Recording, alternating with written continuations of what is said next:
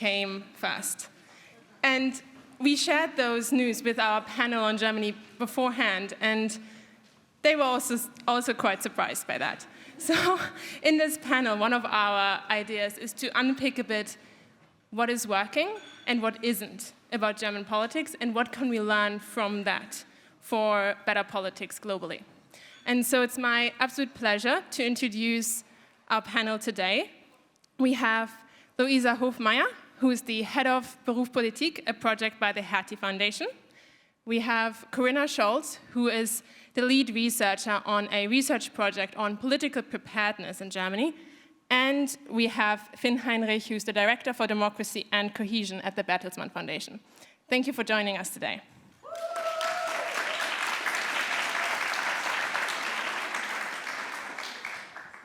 Now, earlier today, Lisa introduced the political leadership impact path. And if you remember, and I think we might have the visual as well to go along with it, yes. If you remember, we have several stages of political leadership. And luckily for us, these three projects look at three stages of the political leadership impact path: the getting elected, the coming for the first time into office, and then leaving office. And so we'll look at all three stages briefly. But I also want to remind you that in your bag, you had your persona. And on the persona, there was also a schedule of a politician. Everything a politician does in one day. And that schedule for all the politicians and all the personas was very, very packed and very long. So one of the themes we want to explore in the panel as well is the question of well-being and safety in office. And so to start with you, Luisa, in the German Bundestag, we have 32% women and 11% people with what in German statistics we call migration background, which essentially means the family has a history of migrating into Germany. You, with Berufspolitik, really look at the pipeline, who runs for office and why, especially at the local and state level in Germany. So what are the factors? Why do we not have more representation? So obviously there are a lot of different factors of why someone runs for office and not, and I want to maybe briefly touch on three of them. So the first one I would probably call activation, and that's something that we don't talk about that much, I think, but just considering running or just considering joining a political party, most people don't do that in Germany. If we talk about political education in schools, for example, you know you have to go vote, but no one tells you like, oh, you should also consider running yourself. So I think activation is a big one, and there obviously, if we talk about representation and diversity, what role models do you have in the first place? That's a big one. The second one, if you decide to actually become politically active and maybe run for office one day, you have to be very good at tolerating frustration, because you might join a party at the local level and don't think that they're going to write to you. Most of the time, you have to go there, which I think is okay. But then the most common advice we hear in our workshops with political beginners from older politicians is take someone with you. Bring a friend, because if you're there alone, maybe you're just not going to talk to anyone. So I think we really need like more of a welcome culture in political parties, especially on the local level. We'll talk about onboarding in parliament a little bit later, but on the local level, I think in most places it doesn't work really well. And the third one is resources. And if we talk about diversity and representation, obviously people have different resources. You have to have a lot of mental resources, you have to have financial resources. It might not sound a lot, like €1,000 for a campaign on a local level, but if you don't have a lot of money, that's a lot. Or if you have to prioritize between things, it's a lot. And the other factor is time. Time might be even the biggest factor. If you have a family, if you have a job that's not flexible, it's going to be really hard. So bottom line is, there are a lot of good reasons not to do it, even if it's possible. And we just heard earlier, sacrificing maybe time versus going to prison, that's a whole different, but it still keeps people from doing it, you know? And what I would really wish for is that those that don't run for office, that don't get politically engaged, appreciate those more that do, right? And I think there's a very big gap in Germany as well, appreciation for people who come politically active. Corinna, with your research, you are interviewing first-time MPs. So Germany had elections in February. So we're just in this phase of kind of 6 months after the election.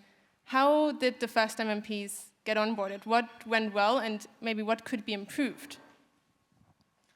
Yeah, I spoke to many first-timers, also second-timers, so there's a possibility to compare as well, in a project that is called Ready, Steady Parliamentary Work, auf die Plätze Parlamentsarbeit. And so basically there's an onboarding phase of a month, and that is the time between the election and the first inaugural parliamentary session. So everybody is kind of aware that these are the 3 to 4 weeks that parliamentarians have to learn what it takes to start in parliament, to start working as an MP. Because once the sessions start, they basically disappear into parliamentary work. So the parties are well aware that this is the time frame they have, the parliament itself. And actually, it's a very bad time to learn something because it's just coming right out of the election period, the campaigning period. So everybody's pretty much exhausted and should go on a vacation. But this is not happening. They're supposed to get into the role of parliamentarians. The parliament, the administration itself is giving some introductions on rather technical stuff, but important stuff that concerns all of them. That could be how to set up an office, the IT infrastructure, parliamentary procedures in general. And then the parties and the parliamentary groups complement that with the knowledge that is important also to be part of the party faction, the procedures there, the who is who, the roles, and so on and so forth. And it is tough, and it is very overwhelming, and everybody says that. It's basically too much information at one time, and too much to digest. But when talking to the parliamentarians, they said that it was well structured and well organized, and a really good onboarding process. All parties organized it by themselves, so they have their own programs and own schedules. We were also able to see that this has been professionalized over the last 2 to 3 legislation periods, and there's an active attempt and endeavor to make that time count. The parties evaluate their programs, and in that sense, or in that context, they also found that mentoring programs, for instance, are really helpful and considered really beneficial. So they match more experienced parliamentarians with the newly elected ones and pair them up as mentors in mentoring programs. And this is where I would say, to get to your second part of the question, is that there's also room for improvement. It's more, from what I understood, it's more like loose mentoring relationships. And I've heard a couple of times that the parliamentarians would have benefited more from more structured and formalized mentoring programs. And I think this stands for just also the need and the wish for longer time support, because this is also what goes beyond the initial onboarding phase, and is of course a source of help and support throughout the initial time. So Finn, you did something really interesting earlier this year, which is in the corporate sector, it's very usual to do an exit interview, right? Someone leaves a job, and the HR department or someone from senior leadership will sit down with the person that is leaving the organization and ask questions like, what could have been better? What didn't you like? What did you like? What has been really good in your experience with this company or organization? Who asked that of politicians? No one. Well, in Germany, this time around, the Bertelsmann Foundation did ask these questions and did exit interviews with quite a few of the MPs who left the parliament in February. So what are some of those insights from those exit interviews? Yeah, it's first the realization, and maybe for those of you who are doing research in other countries, this exit interviews actually works. People want to talk. We schedule them for half an hour, 45 minutes. Regularly, they went an hour and beyond. And maybe one thing, why did we come up with the idea? What happened in Germany, which was actually interesting last year before the election, was many politicians decided voluntarily to step down either during the parliamentary process or not to stand for elections again. And really many prominent and very, I would say, promising people. And we said, well, that there is a problem, let's look into that. Maybe you have that in your countries as well. So I think that's an early warning sign we wanted to look at. We didn't try to get to the specific reasons why they left, but we wanted to use that for the structural view of what actually is wrong and what could be improved. And maybe on the positive side, the parliament is working well, legislation is made, the government is being checked, etc. And also, I think what the others also said, some of the basic support, as the index shows, is there on the structural, in terms of basic trainings. People said, oh, I get laptops immediately when I'm there. So maybe the expectations are also quite low. What we found, and having worked internationally, that didn't surprise me so much, not working so well, the Germans are good with rules and institutions and resources and that stuff, but the cultural side is weak.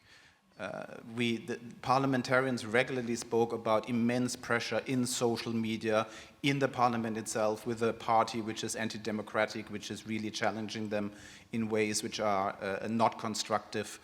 But also things like how to combine your family life with others. This is not only about rules, it's about establishing a culture in parliament which values the individual contributions and takes a holistic view. Now you can say that's part of the job, but it's not, because it introduces inequalities. It's those people who are young, who have family, those people who come from backgrounds where it's harder to have that resilience, who are missing out, who are leaving, and that's why we have a structural problem which needs to be addressed. Luisa or Corinna, in your work, are you seeing in kind of the pipeline any work that is being done to prevent these structural issues? Any pre-work? Can we train for this? Can we support young leaders who go into politics? I think we need to. I think there's a big gap of what could be done and what is being done. And this whole topic of mental well-being and resilience, I feel like in the political sphere in Germany, it's still pretty new. And even like I talked to a journalist like earlier this week, and they said it's only people leaving like afterwards they talk about it, but once like when they're in, not. And I think this conversation has started more and more. And because I know the study that the Bertelsmann Stiftung did, we would always say it's a model, like people look at the Bundestag, they look at the federal parliament, and like they see this is politics, and you have to work like a machine, and then people select that they're not going into it, right? So I think really the way to also look at mental well-being, it needs to be in a cultural sense in the political parties, starting at the local level, looking out for each other and supporting each other. And sadly, I think that's what's tragic is you think from an outsider's perspective that political parties are a place where people get together, and then they do something together and they reach success and then everything changes. And the reality that we see is that even on the local level, competition is so, I don't know, like a super integral part that there is no worse enemy than the person sitting next to you in a political party. And I think that's where the cultural change comes in. And it's not only on the federal level. So I think the political parties need to change, but I also want to stress that it's very easy to judge on that from an outsider's perspective. And once you talk to political parties and their representatives, they know that this problem exists, but it's extremely hard to change it. Corinna, are you seeing any positive examples? Yes, there is, I would say, in the ecosystem of parties, but also the organizations that support politicians or aspiring leaders on the impact path. And we see that, and I think it's very important to implement it already early on. But of course, also later, once in office, and when talking to the MPs, I asked about it, and how do you assess that? And everybody basically is in agreement that this is a very tough thing to do, with all the expectations from the different sides, with the full schedules, like appointment after another, not to talk about family, and the constant commuting between Berlin and the electoral districts. But I also got the sense that they really very much understand that this is their own responsibility to deal with it. Like they have their strategies, it's like sports, it's trying to eat on a regular basis. Nobody tries to sleep enough because that's impossible. But it's very much they consider this their own. I need to deal with this, and this is where we share the opinion that it requires a cultural change, that also in the parties it is possible to talk about it. And of course, it's sometimes easy to say, okay, this is mental well-being, and maybe it's something that is a partisan issue. Some political parties talk more about these issues than others. But in Germany, especially at the local level, in the past couple of years, we're seeing an increasing level of violence. We're seeing attacks on campaigners, on political staff. We saw Walter Lübcke, who was a mayor of a mid-sized German town, shot because he was a mayor, because he was a politician. So it's not just the mental load of the job, it's physical violence, and it is online violence. What did you find in the exit interviews in terms of how the politicians saw this rising level of threat online and offline? Very much shared, particularly by women, right? I mean, we talked about women's leaders. There is definitely a gender dimension to it, a very strong one in this country, which is really concerning. And I think what we saw in general when we asked them, well, what can we do? The general response was, well, yeah, I have to shoulder the load myself, you know. There's this, because in Germany and in other countries as well, you have what's called the independent mandate. Yeah, so you are independent as an MP, and it's your job to manage it, and you should not ask for support because that's, you know, you are independent. And one has to break through that because they are part of such complex situations that needs to happen. I think there is a growing ecosystem also in terms of safety. Personal safety, etc. But there needs to be much more training, which is something what we found. Also, just to deal with social media and there have to be. I think you can't outlaw everything. There needs to be also more resilience training for individual politicians how to deal with that. So maybe to leave the room with some concrete action.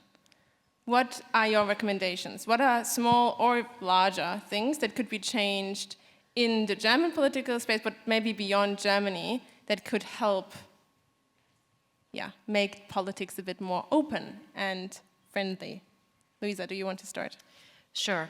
I think that, if that's okay, I'm going to make 2 points.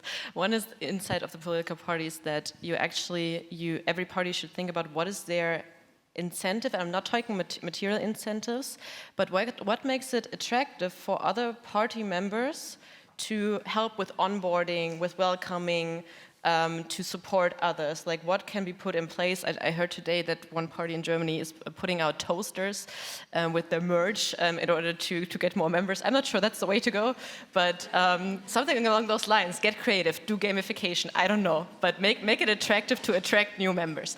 And the second one is really the civic duty isn't only to go to vote, but it's also maybe to appreciate the people that represent you in a democracy and say thank you, maybe send a thank you note to your representative. Yeah, more open and more considerate of this issue of mental well-being, I would say, when we talk about this cultural change, that the organizations and the parties, especially themselves, need to find ways to find role models, how to make it possible for people to make use of support. Now, what you said, it's like people don't really ask for it. They fear repercussions in this highly competitive field. And I think we need to find ways how to normalize making use of supportive measures. And an example for that I heard recently in one party that said that all their top high-ranking politicians and leaders take individual coaching. And they are transparent about it. They have in their schedules their weekly appointment, and this is not to be moved. It's kind of a holy time, and everybody knows about it. And I believe that this is a very strong message that is sent from the top basically into the organization, into the party, and that stands for probably the cultural change that we are wishing for or is a role model approach to that. Maybe just to balance that with a group we haven't talked about much today, which is actually the people, the voters, the population. I think the politicians are also afraid to ask for support because they know their reputation is, in the toilet. And the population says, even more money for those corrupt and unable politicians. Oh no, absolutely not. So we need to find ways to engage with the voters, that it's their civic duty not only maybe to stand for elections, but also to realize that politicians are doing an immense job for this and they need more resources. And we need to have open conversations and to crack those wrong, I think, assumptions of what politicians do and how they should behave. That's a tough one. We want to work on that. We're very welcome to have conversations about how to crack that one. But without it, in a democracy, we won't get where we need to get. Thank you so much for sharing these concrete suggestions and for joining me on stage. That's it. That's Germany.